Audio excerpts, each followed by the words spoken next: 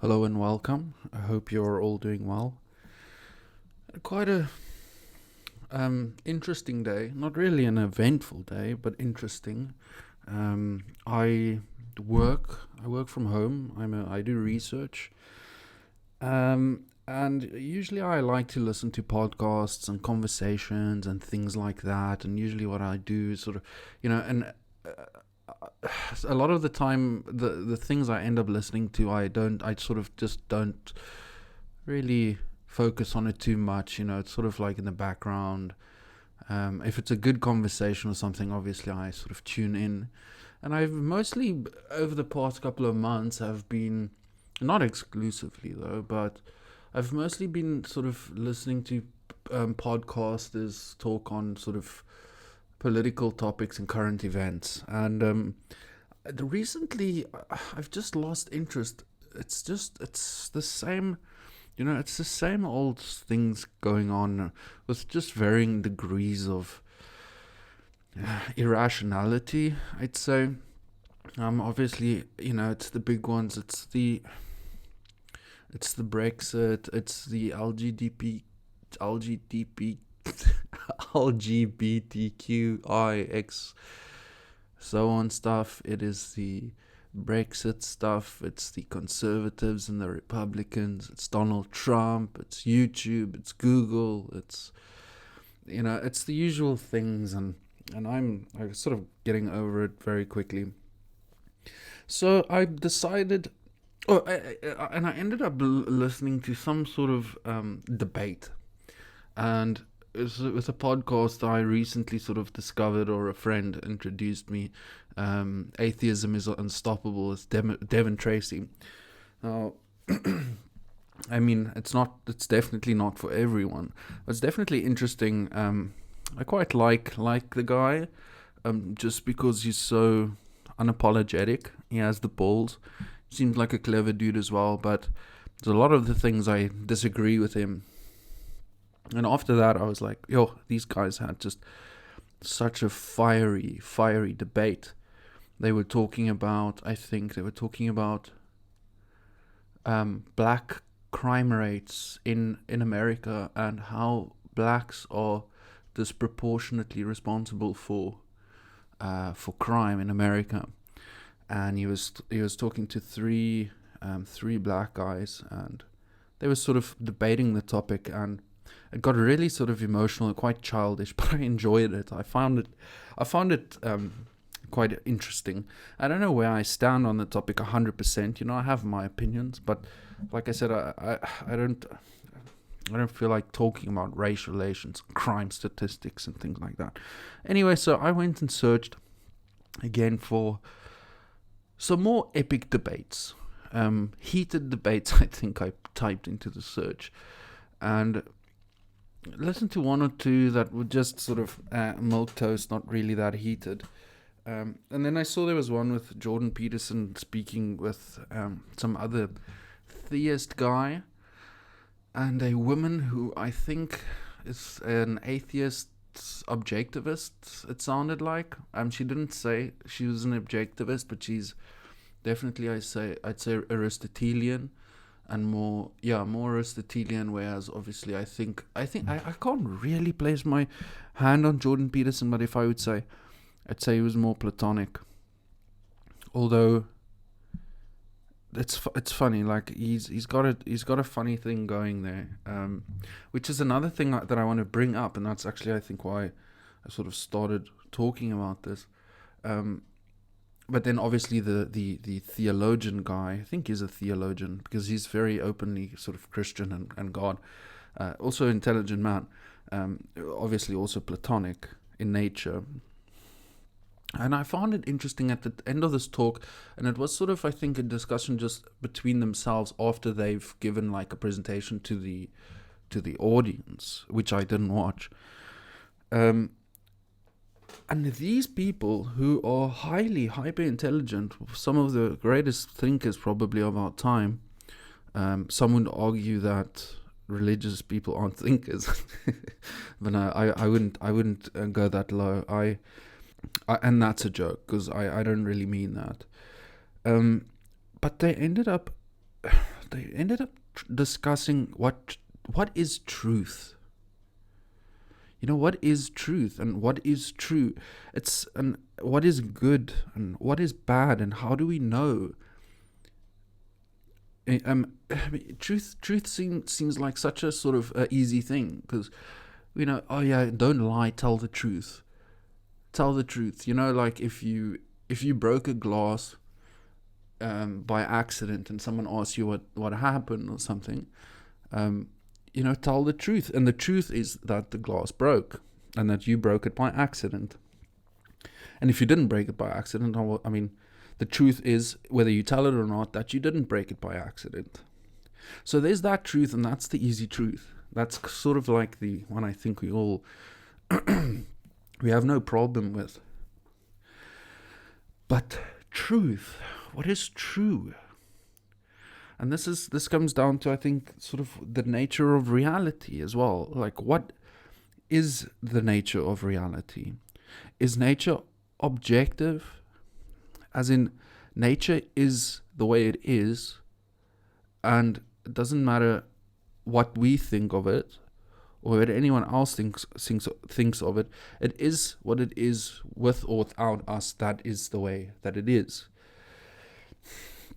Or is reality subjective?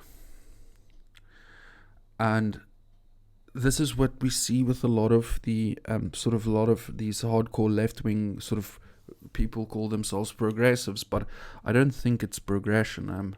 It's definitely not progression. It's something else. And it's not regression either, because it's not going back to something. It's just, I'm not sure. Look, I also don't care. I don't want to talk about progressives, really. But they I think, advocate something sort of like a subjective reality. So it's the way you feel, right? Like gender is subjective, or sexuality is subjective. Race, race doesn't really exist, and all of these things, which is quite embarrassing to hold such positions. But nonetheless, this is these people's truths. This is their reality.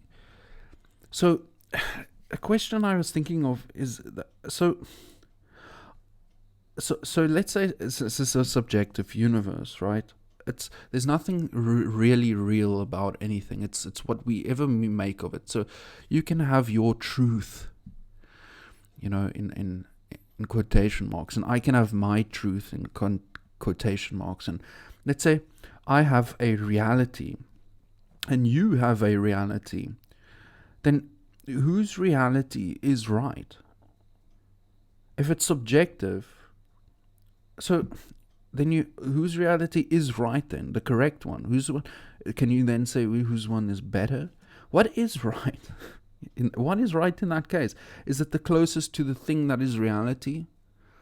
I would argue it's the closest thing to objective reality, which is the closest thing to the truth, to the real truth.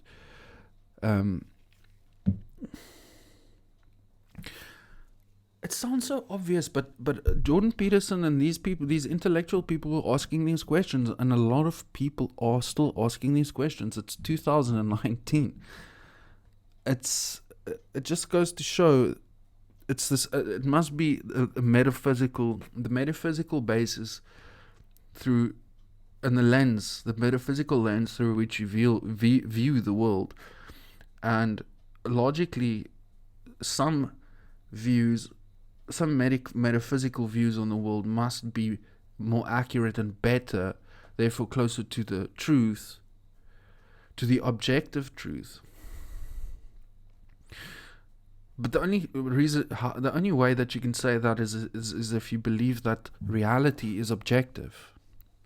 If there's no sort of subjective feeling or something like heaven or hell or a different dimension or something like this. This is the physical reality. This is the matter. This is the composition of everything, and that is the way it is. Doesn't matter if we like it or don't like it.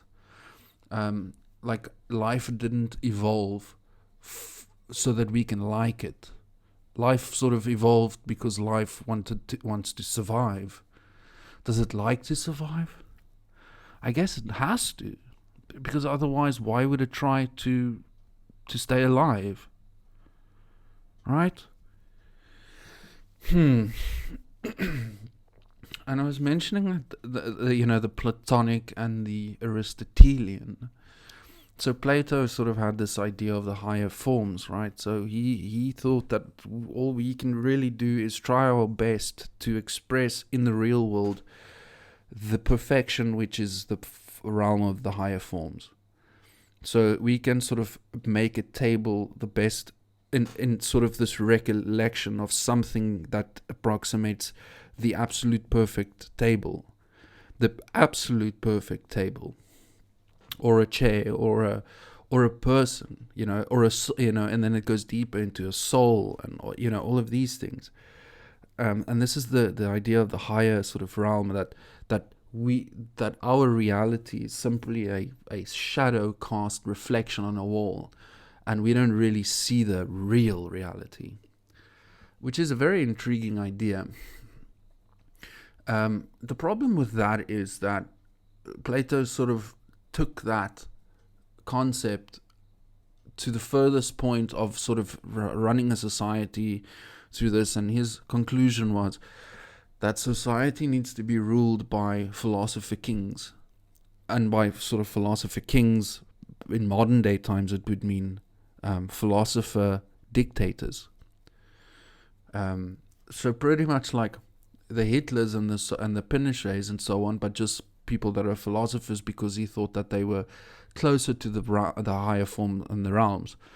But but we know that people are not like that, and people are corruptible, and people do get corrupted. Power corrupts, and absolute power corrupts absolutely. And if the philosopher king, or the philosopher dictator, deems that something is right, subjectively, obviously, because it is his conclusion, is his conclusion based in objective reality? I would argue that if his or her conclusions would be based in objective reality, he would step down as king, unless he was a wicked person and therefore not a wise person, and therefore could not be a philosopher. So Aristotle, I think, is where it's at. I'm still reading up on these guys. I mean, I've watched a lot of like podcasts and debates, and I've listened to audiobooks and things, but I've only now recently made a point to actually read Plato and read Aristotle and really get the differences between the two. But I think I have sort of a grasp on it. And all of this is going on, is all of these religions, all of these different thinkers. Like, I admire Jordan Peterson, for example, but I think I don't buy everything. I think he's wrong. Like, I think he has his metaphysics wrong. But then yet again, what do I know? Like, I'm just like a guy who is interested in philosophy. I haven't studied formal philosophy or psychology. I'm not a professor and a doctor. But then again, you look at someone else, and then they say things or have beliefs or ideas that you find very intriguing and that you sort of find reasonable and rational. And then the question arises, like, who the hell do you believe? What do you believe? And now, like, starting to feel the real grunt of, I think, the what's it called? Sort of, the more you know, the more you realize you don't know, and then you fucking humble the shit out of yourself. It's called, there's something that's called, it's like if you're very confident and you know little, you think you know everything, and then the more you learn, the more you realize how little you know, and your confidence sort of goes down. And I don't mean like confidence in life and so on, but just in actually what you actually believe and what you believe to be the truth, because that's what we want, right? And what I've also noticed is that a lot of the time that what the truth isn't necessarily that which makes you feel good, that which makes you feel the best, like, like feeling the Spirit of God. I feel great. Um, it's more not. I wouldn't say more often than not something that you don't want to know or don't want to believe. But it happens a lot. It happens a lot because the reality doesn't really care how you feel. Nature doesn't really care how you feel. Obviously, you as an organism and as a tribe or a peoples and so on makes a lot of sense.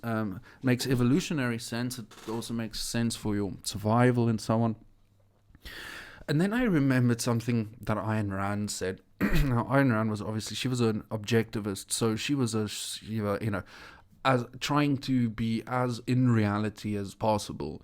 So she was an atheist, objectivist, self-interest, and she makes really good moral arguments actually for her philosophy of objectivism.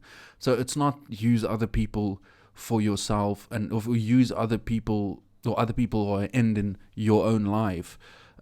There's a hell of a big moral argument to be made for the case of objectivism, and likewise for capitalism and these things.